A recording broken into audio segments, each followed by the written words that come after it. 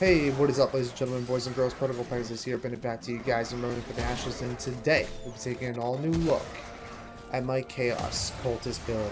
So without further ado, sit back, relax, and enjoy, and let's get into it.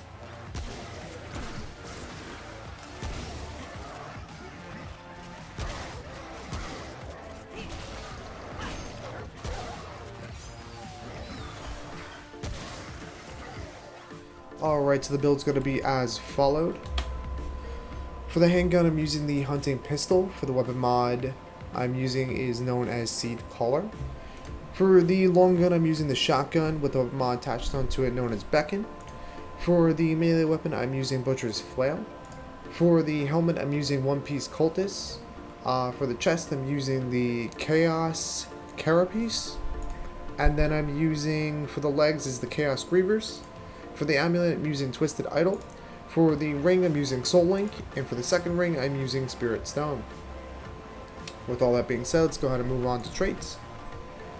To the three primary traits I highly recommend throughout the course of the game to be able to play this build up to its fullest extent are going to be as followed. One of the ones I highly recommend is going to be in Spirit, which gives you mod power generation. The next one I'm going to go about recommending is going to be Flashcaster, which gives you mod casting speed by 25%. And last but not least, I'm going to recommend Invoker, which increases your summon damage by 20%. Now, I say this within the course of every build I happen to go about doing. I highly recommend going through every trait within the course of the game because it just better suits you overall when it comes to this build or the next one to be able to fully capitalize on your overall ability, damage potential, and so on and so forth. So, with all that being said, let's go ahead and jump over into some gameplay. Alright, so we're playing on Nightmare mode here. We are on the world known as ROM, and today I'm going to go over my build breakdown for this particular setup. So without further ado, let's go ahead and get into it. So the reason I ended up going for the hunting pistol in this particular build setup as my primary sidearm was just because of the fact that I wanted a gun that offered a little bit of range, and I think it has really good synergy with the shotgun, allowing me to poke people from a distance as well and being able to get those quick pot shots really easily, as well as I find it to be really accurate, and personally I just find it to be a lot of fun. The hunting pistol is a really nice weapon that honestly doesn't get a lot of love throughout the course of Remnant from the Ashes, so I figured I'd start using it a little bit more and just seeing what it has the means to be able to do in regards to like its full potential. So I think at the end of the day it's definitely a really nice gun and it's highly underrated. Plus it just looks freaking awesome, especially when you tie it into this weapon mod for the Seed Collar. So the reason I ended up going for the Seed Collar, it was just because I wanted to focus primarily around summons for this particular build setup, so that way I can have my summons go about doing all the work, and as they went about doing all the work, I felt as though they also could heal me while they're at it. So not only are they running over my enemies, looking for enemies to go about running over, but then from there, any damage they end up dealing to those enemies, they'll end up healing me as well, just because I have the Soul Link ring attached onto my character. So with that being said, I heal for about 5% damage they do, and since I can have 4 summons out with the 2 like Seed Collars, and then I have the 2 skulls out, at the end of the day, I'm just getting almost probably a little over 20% healing, which is really nice at the end of the day. So it works out in the long run for overall ability output, so it's just a lot of fun in that regard. Plus, I mean, who doesn't want to roll around with a squad of minions? I think that's just badass. You will see throughout the course of this gameplay though that I do end up mistaking my summons, like the skulls, for enemies, just because they are really hard to tell. There is a distinctive color difference between your summons as well as the enemies you happen to be fighting, so you can tell whose is who if you're paying attention. Half the time I'm not really paying attention. With that being said, I do really like having the shotgun as my primary long gun, just because of the fact that I like being able to get it close up and personal. I think it has an awesome hitbox. I think it also has a lot of damage output, and I think it just synergizes really well with my hunting pistol at the end of the day, to just be able to do a quick pot shot with the hunting pistol, swap over the shotgun, and it just ties and synergizes really well. And personally, I really happen to like this combination. I think it's a lot of fun, and it's definitely something that's really worth looking into, because I think it's really viable right now. And attached to it I have is the skulls. I just went for the skulls because I wanted to utilize something that had a little bit of range at the end of the day to capitalize on my overall damage output.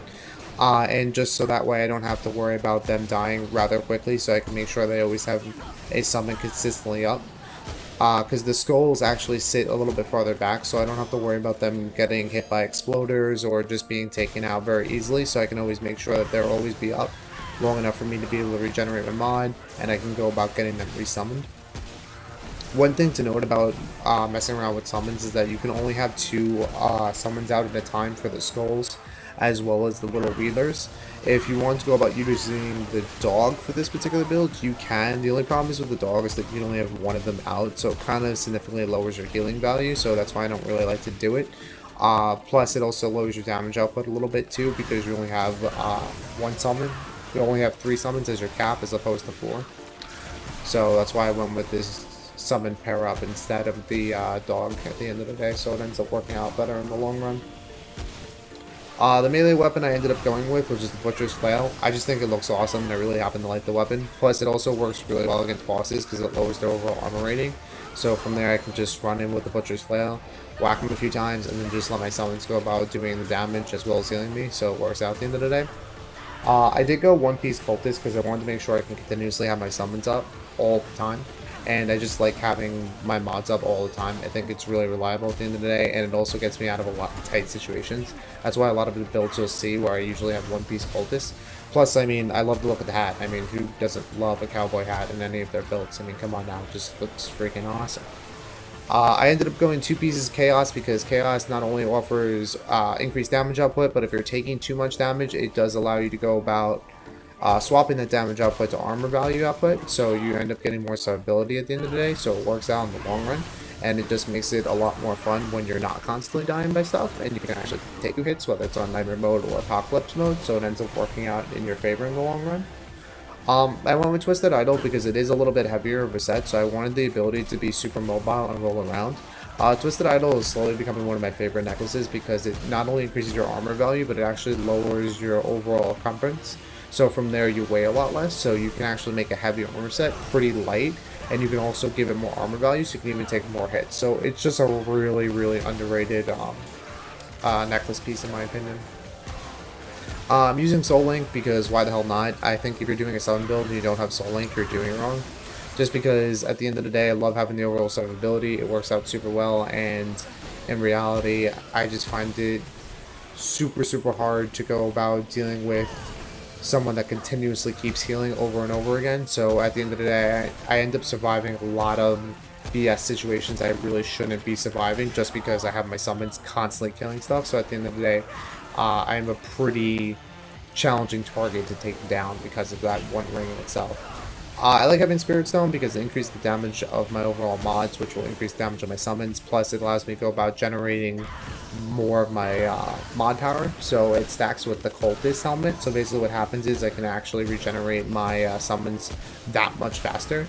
The reason I like having my summons constantly active is because of the fact not only will they do damage, not only will they heal me, but me having my mod generation at 100% all the time, even though I can only have 2 of them out at one time, it allows me to make sure that I'm always prepared for any given situation. So like one summon dies, I can pop them again, or if I've already popped my summons and they're too far in the back, they're looking for that one target, I don't need them to look for that one target, I need them to take out the 16 targets I just walked into.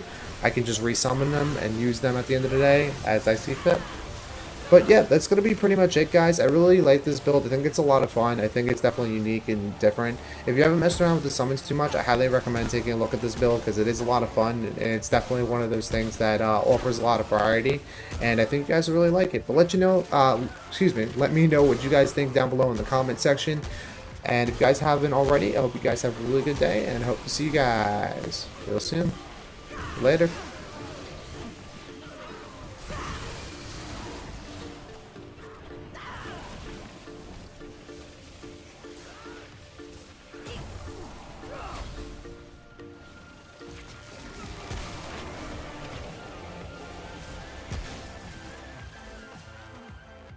It's over.